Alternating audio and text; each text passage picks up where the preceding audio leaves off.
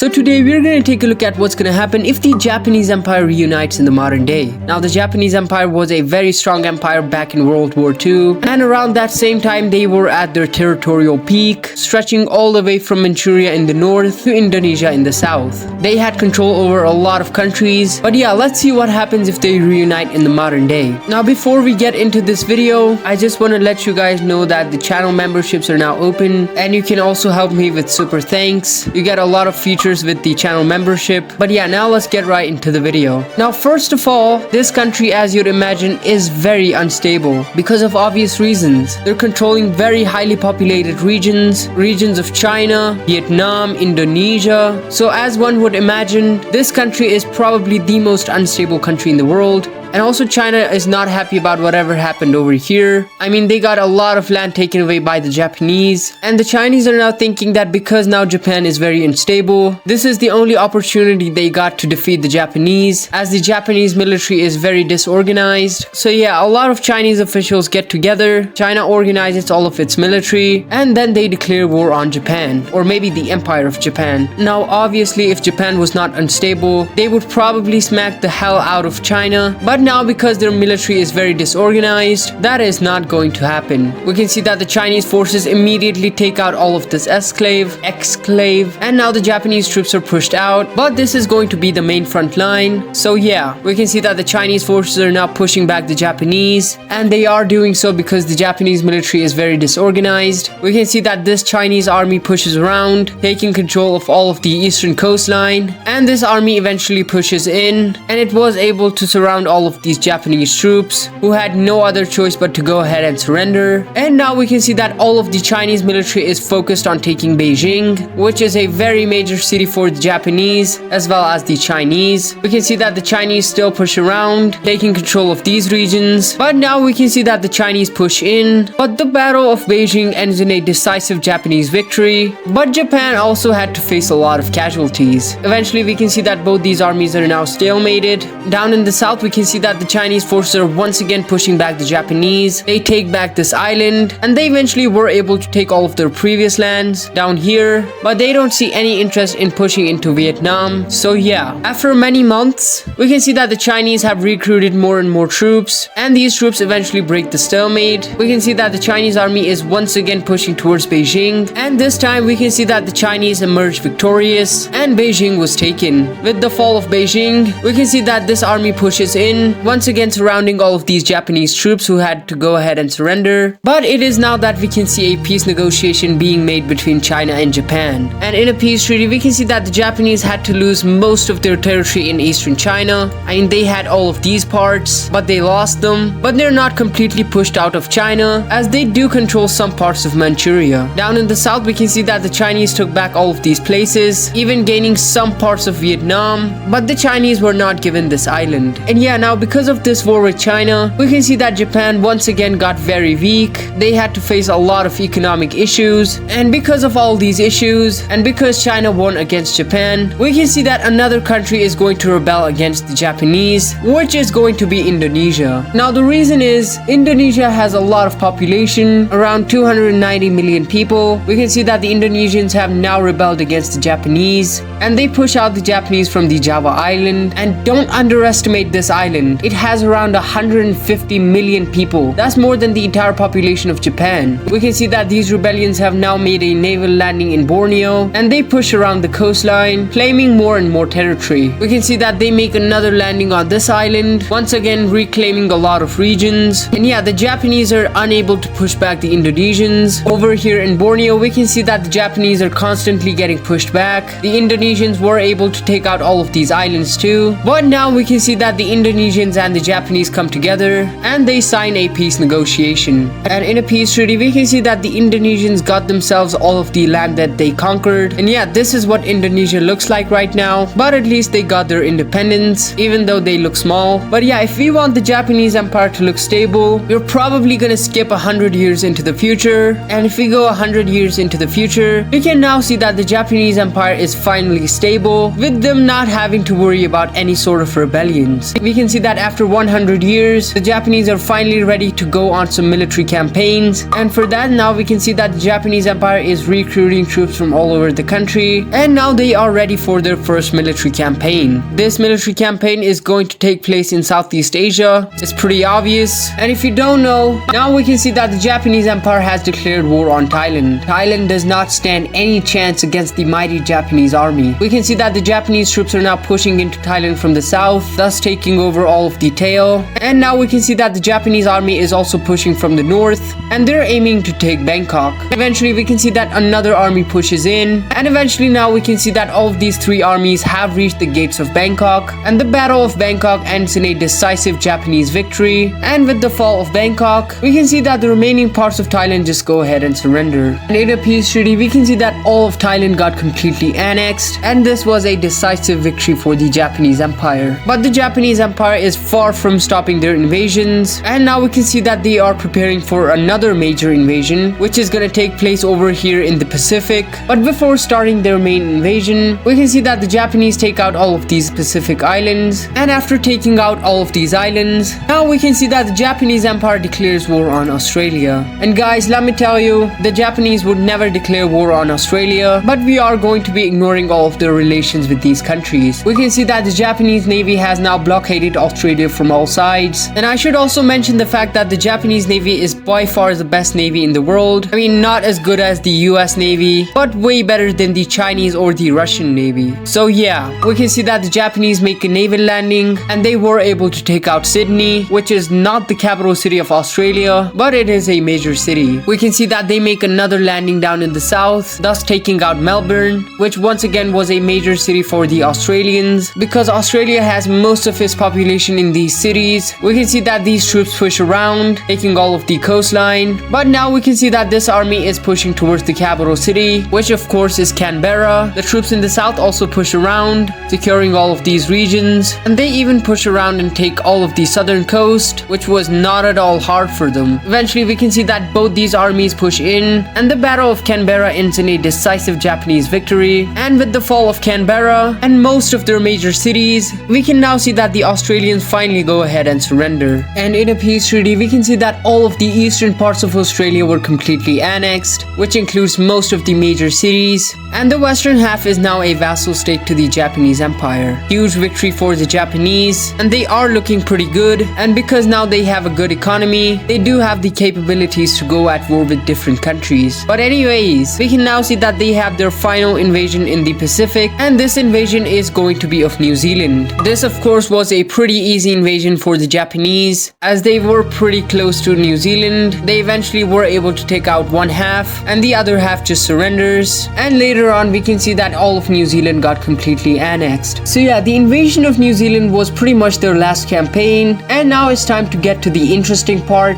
and that's the division of the empire. I mean, the first emperor is already dead because we moved on 100 years, but yeah, the emperor who saw prosperity and who stabilized the country, I mean the great emperor of Japan, he passes away. He had 3 sons, and these sons fight each other, but ultimately they do agree on dividing up the empire. So yeah, now let's take a look at these divisions. Okay, so now let's take a look at these divisions. We can see that the oldest son got himself all of the original Japanese lands, alongside with Taiwan and the Philippines. The second oldest son got most of the territory, not land-wise but population-wise. We can see that he took all of Southeast Asia, and we can see that the youngest son got himself all of the eastern parts of Australia, alongside with Papua New Guinea, some of these Indonesian islands, the vassal state of Australia, and last but not least New Zealand. So yeah, this is going to be it for today's video. If you enjoyed this video, make sure to subscribe, leave a comment, and tell me what you guys want to see in the future. And thank you for watching.